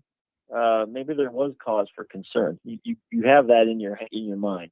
Then he comes out and follows it up with these just outlandish, social media and the podcast interview and that. And to me, it rips everything that you've just talked about and throws it out the door. You're sitting there. I mean, you looked ridiculous in my opinion, and now all of a sudden when you're saying, okay, I got to pick sides. Am I picking the coach or am I picking the player? It's easy for me. Yeah. It's easy for me. Just do a little bit of background. Just do a little background work. Yeah. Yeah. Bruce Arians. Well, unfortunately, you're dealing with one side of the issue that's lost the benefit of the doubt. Right. Exactly. And based on a track record of lying and doing what's selfish, I have a choice. I got to go with the coach. Yeah. No, and I think Were you there? Did you cover that game? I was there. It's funny, the press box, the proximity of it is literally right above the corner of the end zone where he ran out and towards the Bucs tunnel. And it's funny because the Bucs are driving the football. They're on offense. They're down by 2 touchdowns. They're in trouble. This is the point where I think the Bucs are in trouble here. And but now they're starting to move the ball a little bit. And they just crossed midfield. And I'm watching the personnel on the field. All of a sudden, I catch a glimpse of a guy running past the goalposts. And I thought, with the ground crews was there a streaker in the end zone? And he's jumping up and down. And nobody, he says the whole stadium was going nuts. No one knew what was going on in the stadium. Everybody's watching the field. The people in the end zone know what's going on. And then as we learned, the people behind the bench knew what was going on, right? Who were down low enough to have a vantage point. But I'm sitting right on top of it. I didn't see anything happen until he was almost in the Bucs tunnel. And then we realized who it was. And then a minute later, the videos start crossing, social media. And I said, that's Antonio Brown. He stripped his jersey. He took it off. And I thought, here we go. Here's the meltdown. What is this about? And then, of course, you see the video of the people who were able to shoot of Mike Evans trying to, talk him out of leaving. I just think the accusations he makes of the conversation with Arians until you see that, I'm sorry. I don't know if I can take your side on that because, Bruce Arians, first of all, he's been around, and he's smart enough to know there's always a camera. Yep. And so, even though he can get emotional as well, but he knows he's on camera. He's not going to make a throw gesture to somebody on a sideline. It's got to be photographed. It's got to be shot by somebody. Yeah. And that's why I have the opinion I have, and of course, as the week went on, really literally from Sunday night, this became an issue where everybody says mental health, this and that. And I'll guarantee you that it comes into play for sure. We're never going to know until you're able to examine Antonio Brown. Unfortunately, nowadays we can't examine someone while they're alive to determine this. But I'm sure there's a little bit that comes into play. But you know what else comes into play? Narcissism. Yes. And a track record of me, and being destructive in locker rooms that, quite frankly, are successful. Yep. I was very curious to see what the Bucs were going to do yesterday in this game because that was a distraction. Oh my God, yes. With a capital D all week long, and there's no way you can go about your business all week when this is hovering over the team like this. Talked about in the locker room. Bruce Arians had to talk Thursday. He never talks on Thursdays. Right. He talks to the media on Wednesdays and Friday. Well, Dan Lucas. There was a lot of things. It was. There were a lot of things different. Yeah, and finally, I was glad he did talk on Thursday. His initial responses were too cryptic, and I understand that they knew that there was legal action coming, and he seemed like a guy that was doing a deposition on Monday because he basically was. All those press conferences are used in a court of law, and I'm sure he was told by the team lawyers, don't say anything you don't have to say, keep your answers short, to the point. But I was glad that and that's anti-Bruce. Guarantee he didn't want to do that. I guarantee he wanted to come out and just tell the truth. But the lawyers usually win, and by Thursday they realized that they needed to talk and say exactly what happened. They were in the right, and there was no reason to hide from it. And he did exactly what he should have done. When a player refuses to go in, especially a guy like that is going to be a distraction on the sideline if he sits there, you tell him to get the F out. And that's what he did, and that's exactly what he should have done. And they don't win the game if he doesn't do that.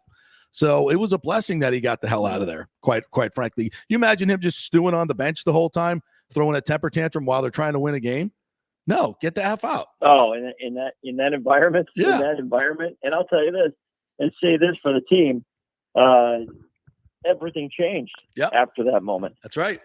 Everything in the game changed after that moment. The Bucs had 2 tremendous drives that wound up being the game winner, when time expired. And so, yeah, I think that and I don't know this because we're not in the locker rooms, but I would have to imagine there is a certain amount of population inside that locker room that was probably sick and tired of the guy. Yeah. Well, especially at this point when he became the old AB about 3 weeks ago, and this thing started to happen. Everybody knew this is where it was headed, and it's better early than never to get him the hell out of here, no doubt. Hey, before you go, Dano, I got to ask you about the Rays situation over the weekend. There was a letter printed in the Times opinion section, and about 40 of the biggest hitters in corporate Tampa Bay signed on to this sister city plan supporting it, which I think was a huge mistake for them. What is your take on this? I mean, I know that the Times is behind it, and I know 620 WDA wants, they're behind the sister city plan. They're not going to say anything negative about it. But what about the local TV stations? Where are you guys on this, and what do you think personally about how this is all playing out? Well, I think as a station, I would have to say that the station's probably staying on the fence, but which is always the safe play. But everybody's opinion, if you to an individual, I haven't met one person who's behind this plan, not one. Not one. So when I saw this list of business leaders that have signed off on this, you got to understand when you sign that thing, you're putting your company out there. Yep. And people are never going to forget. Now, I mean, I'm going to go buy beer, so the distributor can put his name on the list. That's all he wants. But I know that there's a couple of names on that list that could outright buy this team and help alleviate the situation and that's make a great it a point. full-time team. So I was stunned, and not in a good way, looking at some of the organizations and the companies, the businesses that signed off on that. I don't know the motivation behind it. I really don't. There's that tells me that there's some old boy stuff going on. No, I think what this is my take on it, and talking to some people that are on that list. They have convinced these people that it's either half season or nothing. That if he doesn't get his half season, then he's going to either move it to Montreal or move it to another. When this is up, going to move it. So I think they think they're doing Tampa Bay a service by accepting the false narrative that it's half or nothing. And because Stu, he convinces people in their private moments, and they all these business leaders meet at these Davos kind of luncheons here locally, where all these very private luncheons. And this is what Stu and Brian Ald's telling everybody, that we're going to move the franchise if we have to stay here full time. And I keep trying to explain to them that's a false narrative. They don't have the power to move the franchise. Major League Baseball has to sign off on it. The Major League Baseball Players Association has to sign off on it. They're certainly never going to do it.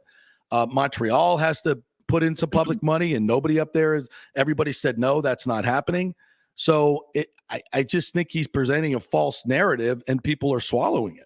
That's my sense. Yeah, I was going to say those points of you just don't relocate a franchise. Right. There's a lot more involved in that. And I know that when Rob Manfred had said that he was kind of fascinated by Stu's split city plan, that was alarming to a lot of Rays fans. But I don't think he's poured his full support behind it. Well, and not recently. And most recently, he's said, he hasn't supported it at all. He hasn't said anything negative. But if you'll remember in the beginning, he was like, oh, yeah, let's look into this. This is great. Stu thinks he's got something here. We're all for it. But lately, no, he hasn't supported it at all.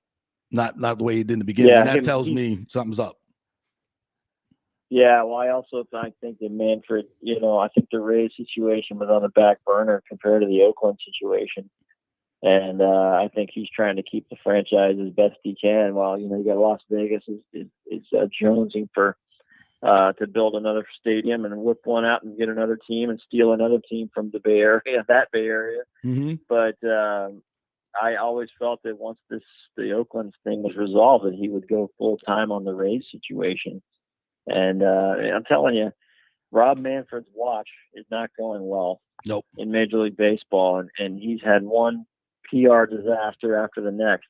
And right now, Major League Baseball is in the middle of one because of partially him, him and his folks and the stubbornness on two sides. I haven't even heard a headline about baseball since the lockout started. Yeah. And we're 5 weeks from pitchers and catchers.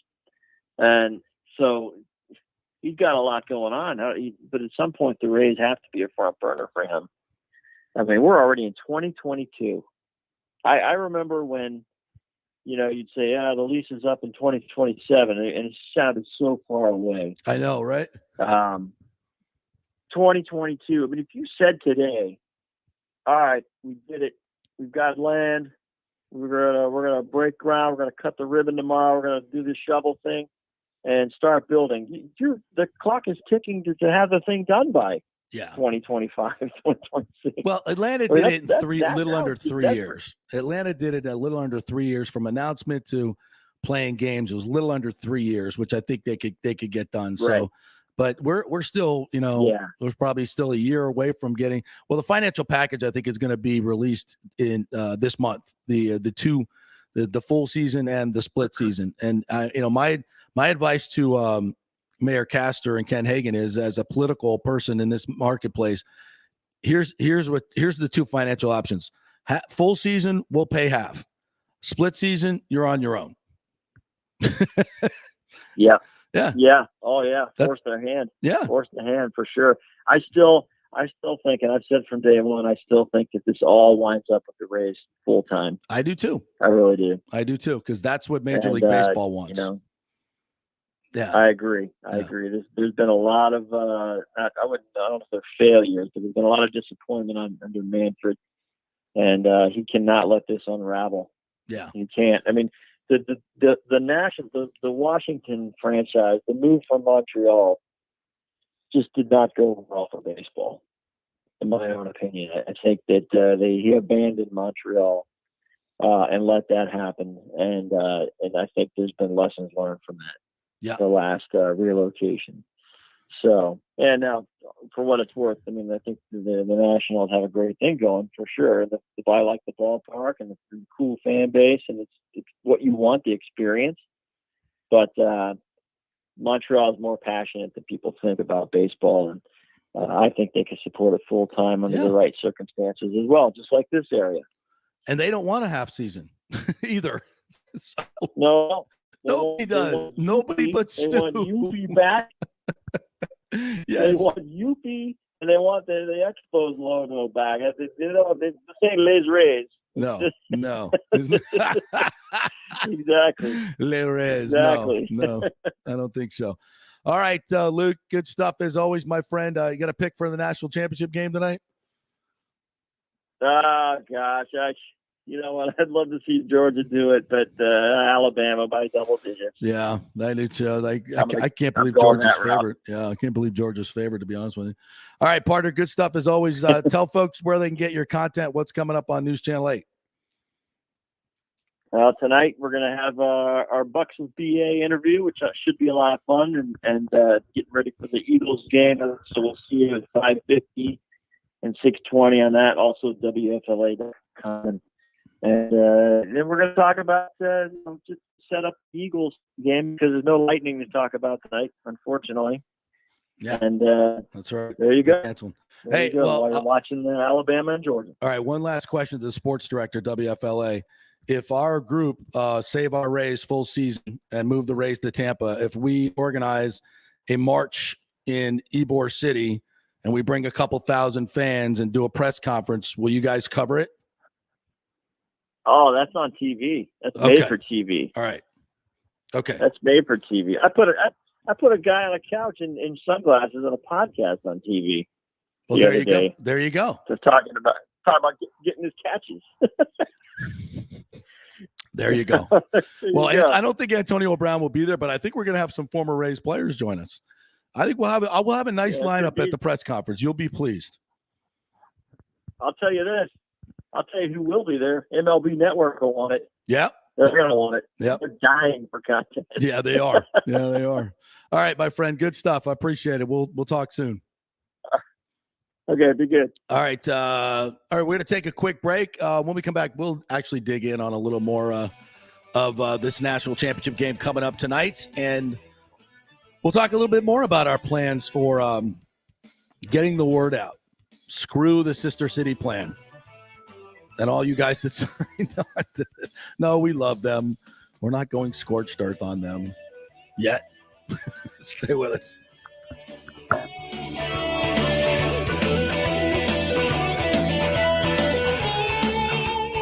The PGA Tour's Valspar Championship is back in March in 2022, March 14th through the 20th, right in the middle of the best weather of the year and the last stop on the Florida swing. Valspar has become one of the must-do events on the Tampa Bay sports and social calendar, so get your best tickets before they sell out. The game's biggest stars love the Copperhead course in Innisbrook. Last year, we saw Dustin Johnson, Justin Thomas, Jordan Spieth. Wow, the crowds, and another star-studded field is expected again this year. Sam Burns took the title and will defend again at the Copperhead. This will be a full tournament with the return of Valspar Live, our free Saturday concert featuring Chris Young and Big and Rich, and other amenities including Chameleon Cove, the Hooters Owl's Nest, the Publix Chill Lounge, and other hospitality venues. Go to ValsparChampionship.com for tickets. The best premium hospitality areas will sell out, so don't wait. That's ValsparChampionship.com. Well, it's never been more important to support each other and support local businesses like Italiano Insurance that has been around for over 60 years, serving our community with great customer service and also giving back to our locals in need. Their Metropolitan Ministries holiday food drive was another tremendous success this year. Why call a 1-800 number when you can call your trusted neighbors at Italiano Insurance who will save you money? In Boca Grande, 941-964-0400.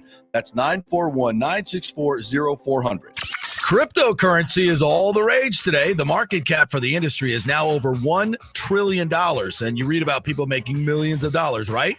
You want to get in, but have no idea what to do? Or maybe you dabbled a bit and you want to unlock the real money-making opportunities and don't know how to do it.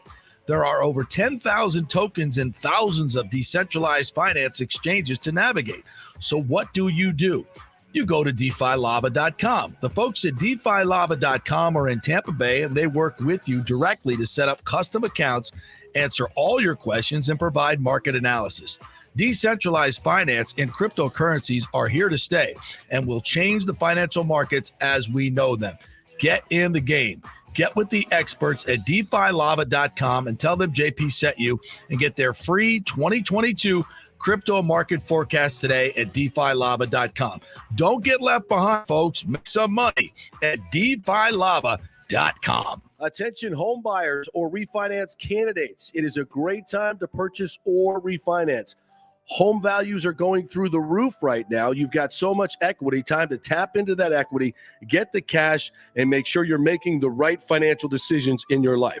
Scott Fitzgerald at American Mortgage Services in Tampa can help you out on all those fronts. I've known Fitz for over 30 years. He's done 3 of my mortgages. In fact, Scott has done over 3,000 loans in the Tampa Bay area for many of our coaches, athletes, from Bucks to Bulls. And he can save you big money. AMS is a wholesale broker. They will shop your loan to dozens of banks and let them compete for your business. Quick story, one listener had a done deal with a big national mortgage company, was promising a 2.75 interest rate. Well, when it came time to lock in, it was 3.25. Emailed Scott, got him the actual 2.75, saved him over $3,000 in first-year payments and $2,200 in lender's fees. Email him, Scott at amstampa.com, Scott at amstampa.com. Who wants free mobile service? I do, and you can get 30 gigs a month from companies like AT&T Service, T-Mobile. Great service. Keep your number and get free mobile service. It's part of the emergency broadband benefit from the stimulus bill. 87% of America qualifies. So if you think you make too much money or whatever, Just go to jpcares.info and find out. It'll take you a few minutes. jpcares.info to find out if you qualify for free cell service. Get it now before it's all used up. JP here for my friend, attorney Christopher Palermo. If you are having issues with a claim on your homeowner's insurance from a sinkhole, storm damage, water intrusion, defective stucco, and construction defects, or any other issue, Christopher is your man. These big insurance companies didn't get rich paying out what you deserve. Chris founded his practice in 2009 with a passion to help all Floridians with disputes where they were forced to take on the powerful and needed a champion in their corner. Chris wants to make sure you will receive the most aggressive and compassionate representations. He has recovered millions in settlements on behalf of his clients facing defective stucco damage and other construction issues. So call Chris, mention the JP Show, and he will give you a free consultation. That's 813-221-5636, or go to PalermoPA.com. He's a fifth-generation Tampanian graduate of Jesuit High School and the University of Florida, and he cares deeply about you and the community. That's 221-5636 or PalermoPA.com. Are you selling your home or refinancing? JP here for Greenleaf Title. You choose the title company, not the realtor, and it makes a difference. You want a reputable company that will make sure your title is safe and secure. There are a lot of scammers out there right now. So go with a trusted company like Greenleaf Title. Plus, they will close anywhere, folks, and they will send a limo to pick you up to come to the closing. Yep, the great JP Limo closing is back. All you got to do is give them a call at 727-258-6005 or go to greenleaftitle.com. We'll set up the limo for you. They'll come pick you up. Heck, we even picked up one couple, took them to Black Rock Restaurant, one of our favorite advertisers, and then to the closing. That's how they do it at Greenleaf Title. Great service. We'll close anywhere. The lowest fees in the business. 727-258-6005 or go to greenleaftitle.com. That's greenleaftitle.com. Pure sports. JP is back on. Welcome back. Fan Stream Sports.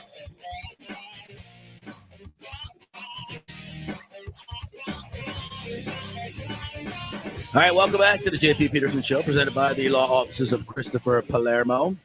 And also by the Golden Diamond Source, 0% financing up to 5 years, folks. If you got some of that Christmas cash or maybe a gift certificate to the Golden Diamond Source, great time to get in there and spend that money.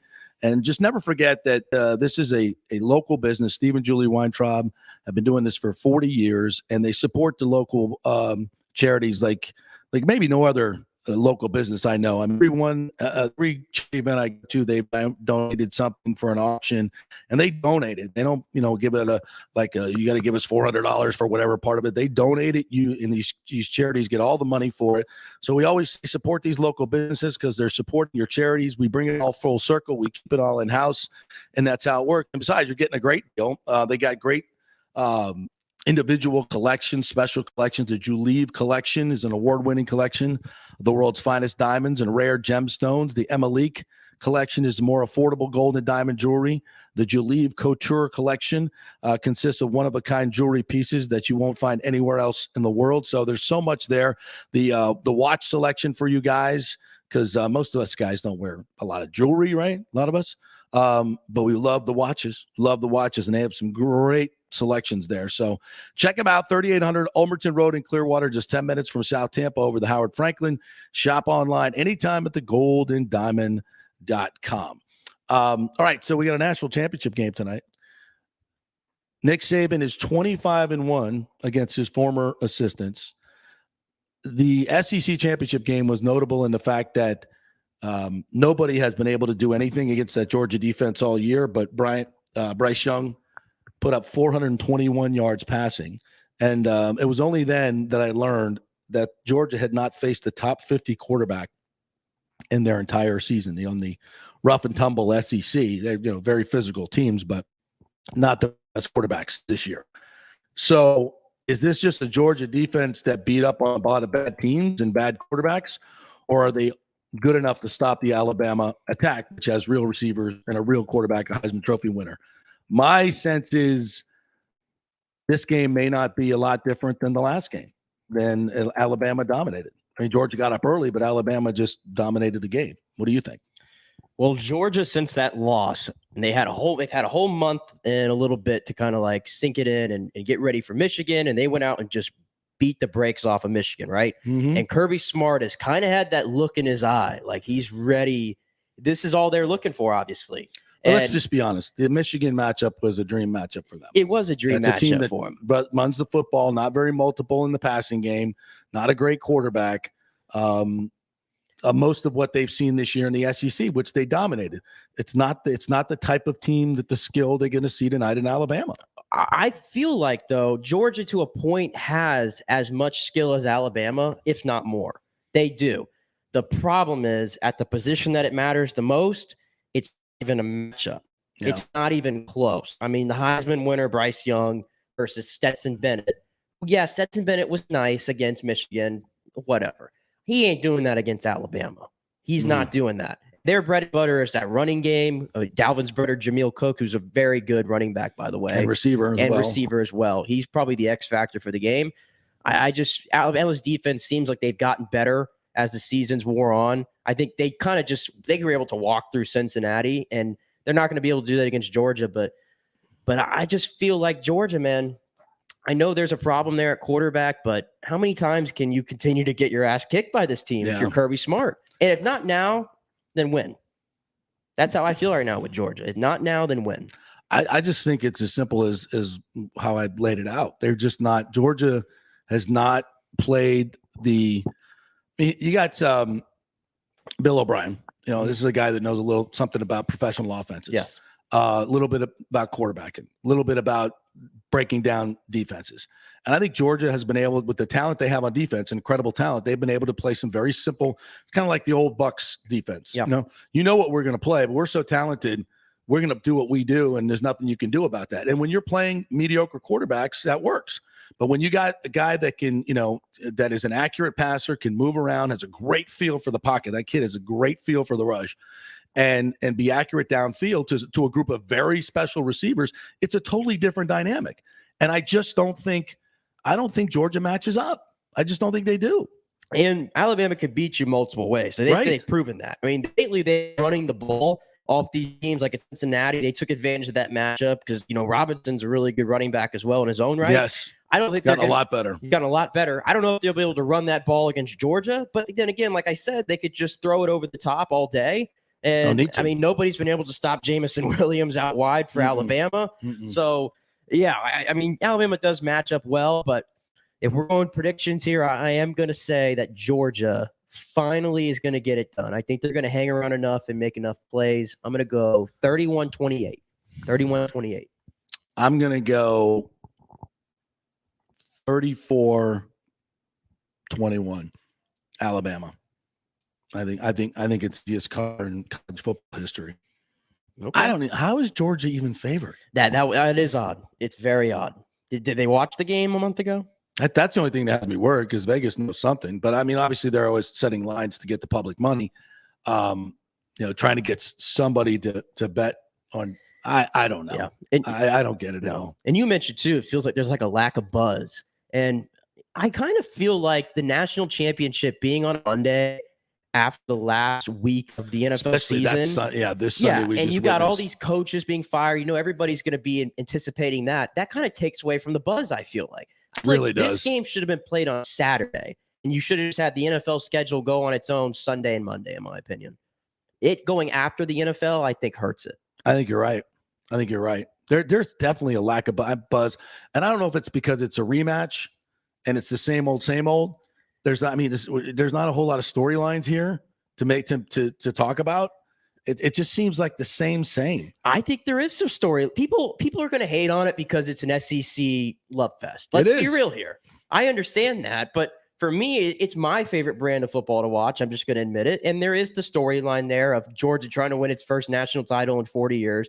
There's the storyline of Kirby Smart finally slaying Saban. I'm pulling for Georgia. Don't get me wrong. I'm pulling for Georgia. As obnoxious as their fans are, and they are obnoxious, living in Atlanta and dealing with Georgia fans, you just go, well, you guys haven't won anything since Herschel. Like, just stop. You act like you won 29 championships. You have. Yeah, well, the Braves made up for that. I'm happy, and I would come. I am rooting for Georgia and Kirby and all that, but I don't see him getting it done. I just don't. A couple other stories we got to get to. First of all, the Lightning are not playing tonight. Their game has been postponed with the Devils. COVID is going crazy in the NHL. Hopefully this won't last for very long, as Omicron will hopefully start, as everybody gets natural immunity. Hopefully this will lead to herd immunity and we won't have to deal with this for much longer. Thank God that it's much, despite what many of our Supreme Court justices think, it's much less deadly. Most of the people are, again, dying with a lot of comorbidities. If you're dying from Omicron, most people are vaccinated. So and most people that are getting it are vaccinated, by the way. And there are tons of studies out now. There's another 145 country study that shows that if you're vaccinated, you're much more likely to get the Omicron variant, which is, I know, counterintuitive, but that's what the science says, folks. So just put it out there. But this game has been rescheduled for Saturday, the Senators-Oilers game has been rescheduled for January 15th. The Lightning game has not been rescheduled. So I don't like these one being rescheduled. Like the Lightning didn't have to have their games rescheduled when they had to play 2 AHL goalies for back-to-back games. So I don't know what the threshold is or whatever, but I think for the NHL, it's not something to get worked up about. But basically what this is going to do, I think, is help the Lightning, since they've already had 2 trips to Canada and got them over with. They only got one more. So but this is a game that's not even in Canada and it's getting rescheduled. So that bothers me a little bit, but they've got the open 2-3 weeks from the Olympics that they're not going to use. So they'll be able to reschedule these games, get them all in.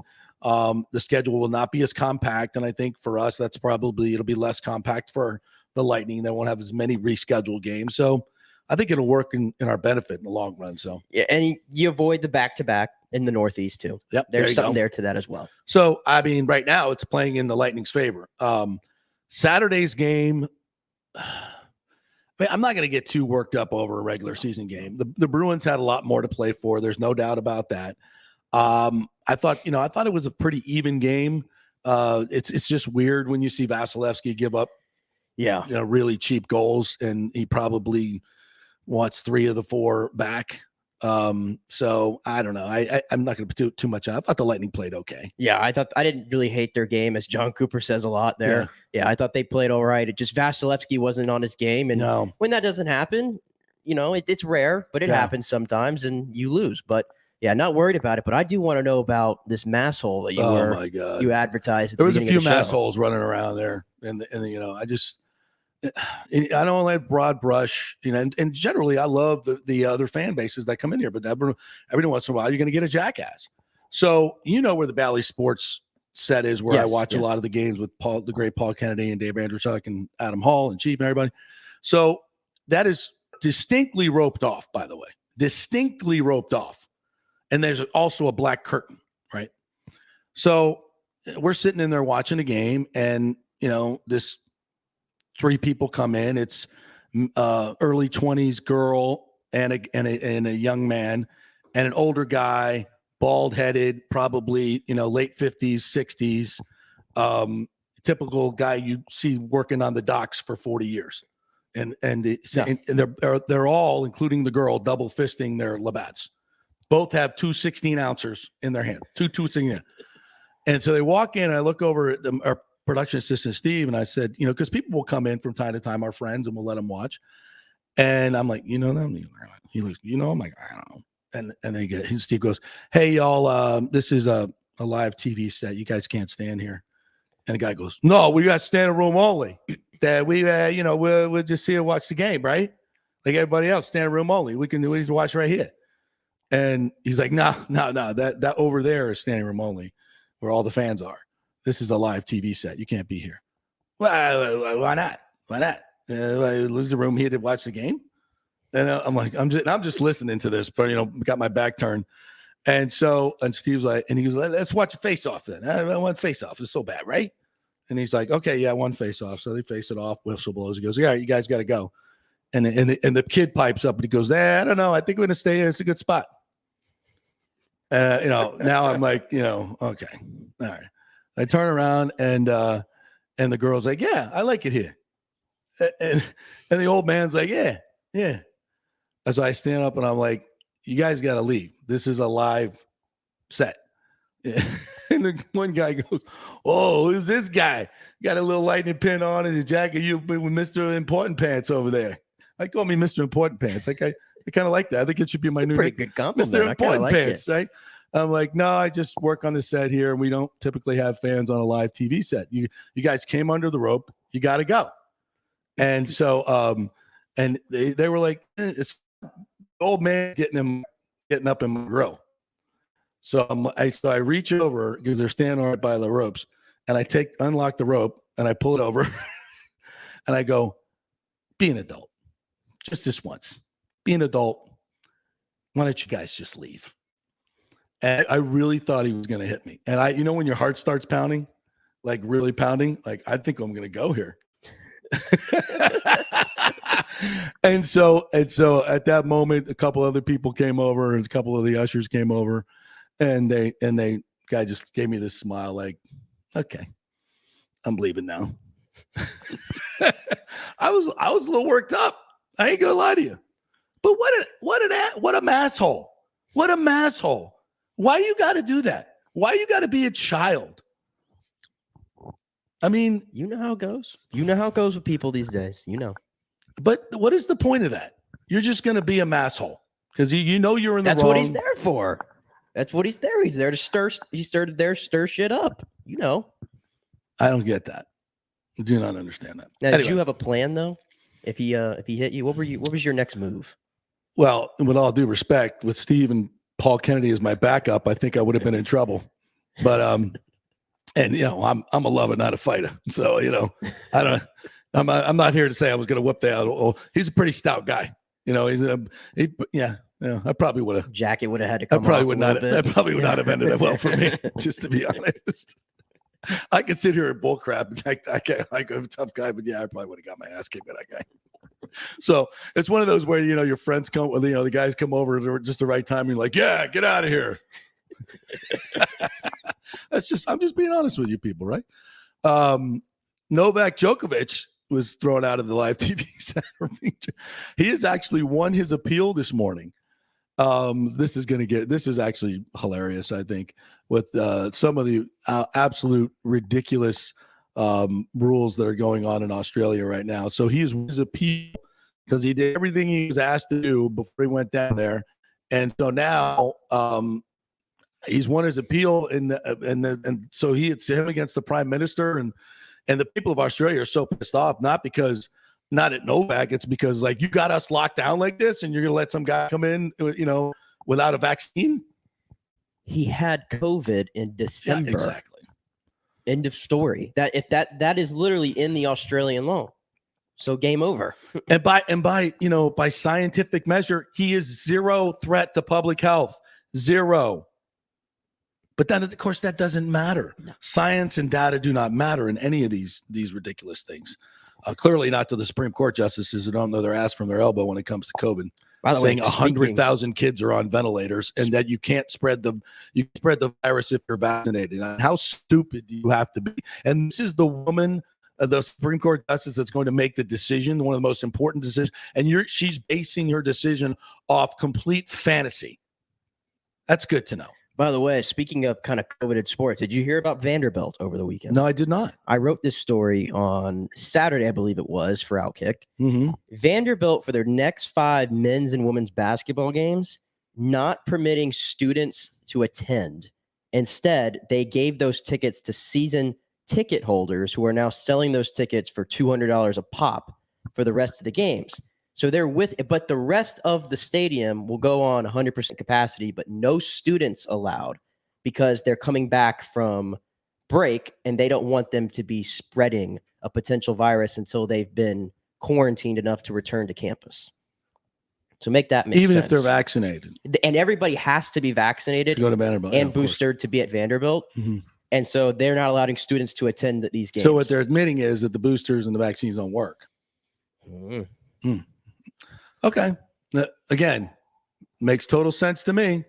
As long as you're making sense and using science, I have no problem. But evidently, that's gone out the window. What else did we not get to today? Eric Almirola, Hillsborough High NASCAR driver, is going to hang it up at the end of the year. That was very surprising by that. The young guy. A little bit of a NASCAR fan, and he's kind of been on an upward trend. Yeah. A little surprising there. Very, very surprised. I wonder what that's all about. He said he wants to be more of a husband and a father, and it's hard to do that when you're driving a car all the time. And I would kind of agree with that as well. All right, so the Lightning will not play tonight, and so we can, that does clean the slate to watch the national championship game tonight, which is going to be fun. NFL news: Mike Zimmer fired Matt Nagy and Ryan Pace, the GM, fired in Chicago. Brian Flores fired in Miami. Are you kidding me? What a joke. I cannot believe that. Teams will stay bad teams as they revolve the coaching door. Really, really silly to do that. And there will likely be more to come. All right. A big thanks to Sal Paolantonio for joining us today. If you missed that great interview where he really, really ran down the Eagles very, very well, get some good information on the Eagles, who, of course, the Bucs will play Sunday at 1:00. Or thanks to Dan Lewis as well. Great conversation about the Bucs, AB, and the Rays situation. And we will have more details as they become available as we organize and mobilize against this ridiculous sister city plan. We will do it. Stay tuned every day, 10 to noon. We'll see you tomorrow.